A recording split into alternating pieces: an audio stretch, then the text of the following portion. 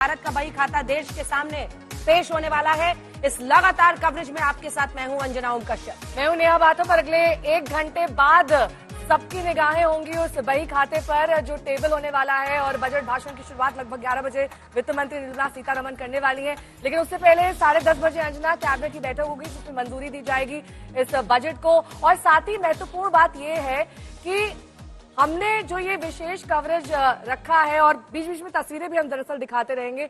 MOS वित्त इस वक्त निर्मला सीतारमण के साथ मौजूद दिखाई दे रहे हैं प्रथम कतार में, और पीछे तमाम अधिकारी जो बजट बनाने में योगदान रखते हैं। तो मिशन मोड में देश है, बड़े फैसले क्या लिए जाएंगे जिसमें सबसे अहम फैसले और जो अनाउंसमेंट्स हैं वो क्या दरअसल रोजगार, महंगाई दर और इनकम टैक्स को लेकर हो सकती है या फिर नहीं। संसद भवन के मकर द्वार की तस्वीरें आप देख रहे हैं जहां वित्त मंत्री निर्मला सीतारमण उस बही खाते के साथ अंदर जाती हुई प्रधानमंत्री से मुलाकात, जिसके बाद कैबिनेट से अप्रूवल, उसके बाद अब 1 घंटे का इंतजार है। ये मिनटें बहुत तेजी से अब भागेंगी। उम्मीदें बहुत सारी हैं। मध्यम वर्ग को टैक्स राहत की तरफ उनकी नजर है, तो दूसरी तरफ किसानों को क्या प्रधानमंत्री किसान सम्मान निधि में बढ़ोतरी हो सकती है जो राशि उन्हें मिलती है। इसी के साथ साथ बेरोजगारी के मुद्दे पर सरकार क्या करती है, क्या कदम महंगाई को कंट्रोल करने के लिए उठाती है, इन सब पर नजर रहेगी। एक्साइज ड्यूटी में अगर कटौती होती है, पेट्रोल डीजल की कीमतों में अगर राहत मिलती है, तो ये भी एक बड़ा संदेश होगा। यही वजह है कि हमने दिल्ली में चुनाव है, नाम रखा है घटेगा तो बचेगा, यानी कि महंगाई दर अगर घटेगी तो अभी जेब में आपके बचेगा। अगर एक्साइज ड्यूटी पेट्रोल और डीजल पर घटेगी तभी आपकी जेब में टैक्स भी अगर घटेगा। सबसे महत्वपूर्ण और सबका फोकस इसी इनकम टैक्स स्लैब को लेकर है कि क्या 10 लाख तक अब छूट दे दी जाएगी, क्या टैक्स का दायरा, छूट का दायरा बढ़ाया जाएगा। इस पर हमारा फोकस, हमारी नजर बनी रहेगी। सभी खास मेहमान लगातार हमारे साथ बने हुए, लेकिन हिमांशु मिश्रा हमारे साथ जुड़ गए हैं तमाम जानकारी के साथ। हिमांशु, 10:25 पर कैबिनेट की बैठक होनी है। इस बैठक में दरअसल मंजूरी इस बजट को दी जाएगी और तमाम अन्य तरीके की प्रक्रियाएं क्या है, बताइए विस्तार से। देखिए, क्योंकि वित्त मंत्री जो हैं वो संसद भवन में पहुंच गई हैं, वहां प्रधानमंत्री नरेंद्र मोदी के साथ मुलाकात करेंगी। वहां पर वरिष्ठ मंत्री भी मौजूद रहेंगे और उसके बाद जो है 10:25 पर जो हमको सूचना मिली है कैबिनेट की बैठक होगी। कैबिनेट में बजट को मंजूरी के बाद जो है सीधा निर्मला सीतारमण जो है लोकसभा जाएंगी और वहां पर अपना 8वां बजट जो है वो पेश करेंगी। देश में लगभग 30 साल के बाद, मनमोहन सिंह के जब वित्त मंत्री थे पूर्व प्रधानमंत्री, उसके बाद पहली ऐसी वित्त मंत्री हैं जो 5 साल लगातार वित्त मंत्री रही और 8वां बजट पेश कर रही है, जिसमें अंतरिम बजट भी है और फुल बजट भी है। लेकिन देश को ये उम्मीद है कि क्या जो सेविंग हो रही है, जो सेविंग अभी उनके पास है, उसमें उनको क्या जो सेविंग के ऊपर इंटरेस्ट है वो बढ़ेगा, एफडीज पे उनको इंटरेस्ट ज्यादा मिलना शुरू होगा। तमाम चीजों पर, हेल्थ सेक्टर पर लोगों का फोकस है, इंफ्रास्ट्रक्चर पर फोकस है। यहाँ तक कि किसानों को भी उम्मीद है कि किसान सम्मान निधि जो 6,000 रुपए मिलती है उसको क्या भारत सरकार बढ़ाएगी, क्योंकि भारत सरकार का फोकस है गरीब कल्याण योजनाओं को बढ़ाना। जब गरीब थोड़ा सा मजबूत होगा आर्थिक स्तर पर। आपके पास तस्वीरें सीधे इस वक्त आ रही हैं और मौसमी उस वक्त वहां पर मौजूद थी जब मकर द्वार से एंट्री कर रही थी निर्मला सीतारमण। आइए आपको जल्दी से दिखा देते हैं।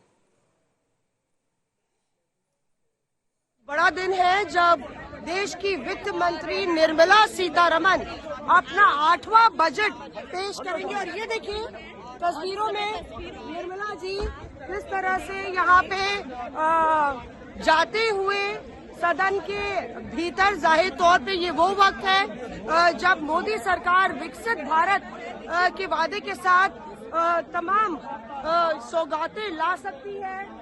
और पीछे आप देखिए तस्वीरों में किस तरह से निर्मला सीतारमण यहाँ पे मकर द्वार में भीतर जाते हुए, यहाँ पे तस्वीरों में आपको दिखाते हैं मीडिया वाले हैं, मीडिया यहाँ पे तो सभी को हाथ दिखाते हुए टेबलेट को ये आप देख रहे हैं किस तरह से निर्मला सीतारमण यहाँ पे संसद भवन के प्रेस अंदर करते हुए और अब सीधे और अपने अधिकारियों के साथ लगातार यहाँ पे तस्वीरों में निर्मला जी नजर आ रही हैं आपको अपने अधिकारी और अपने मंत्रियों के साथ। पूरे एक तरीके से कहा जाए तो लगातार बजट को लेके कई कयास लगाए जा रहे हैं कि किस तरह से ये राहत ला सकता है ये बजट, किस तरह से मोदीनॉमिक्स का ये एक अलग तरीके से परिचायक होगा जब आम आदमी, मिडिल क्लास, गरीबों के लिए कुछ ना कुछ क्या सौगात लेकर आता है। एक तरीके से अगर आप देखें तो राष्ट्रपति के अभिभाषण में पीछे की पटकथा और कहानी सरकार की उपलब्धियों की थी। अब जब बजट पेश होगा तो अगले 1 साल का सारा खाता और सारा ब्यौरा रखा जाएगा। तो हमारे तमाम सहयोगी हमारे साथ जुड़े हुए हैं। वित्त मंत्रालय से ऐश्वर्या पालीवाल भी हमारी सहयोगी जुड़ी हुई है। ऐश्वर्या, अक्सर परिधान को लेकर भी चर्चा होती है और ऐसे में दिल्ली में वोटिंग है 5 तारीख को, लगभग 30% पूर्वांचली यहाँ रहते हैं। बिहार में भी चुनाव है और मधुबनी 8 वाली आज साड़ी पहनी हुई है निर्मला जी। सीधे आपको ले चलेंगे, किरण रिजिजू बोल रहे हैं। होगी तो मैं मानता हूं कि एक अच्छा माहौल में बजट आएंगे। हम सब इंतजार है और अभी बजट पेश होने वाले हैं तो हम लोग सब पार्लियामेंट जा रहे हैं। सर, दूसरी तरफ जिस तरह से सोनिया जी की तरफ से कल कमेंट्स आए उस पर क्या कहेंगे? हालांकि ये प्रियंका गांधी जी ने उसको डिफेंड किया, साथ में मोदी जी ने भी कहा कि देखिए, सोनिया गांधी जी ने राष्ट्रपति द्रौपदी मुर्मू जी के बारे में जो टिप्पणी की है वो तो बहुत निंदनीय है।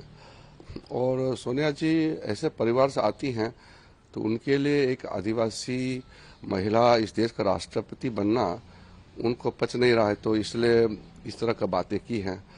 मैं ये मानता हूँ कि राष्ट्रपति जी कमज़ोर नहीं है, मजबूत है, एक मिसाल है।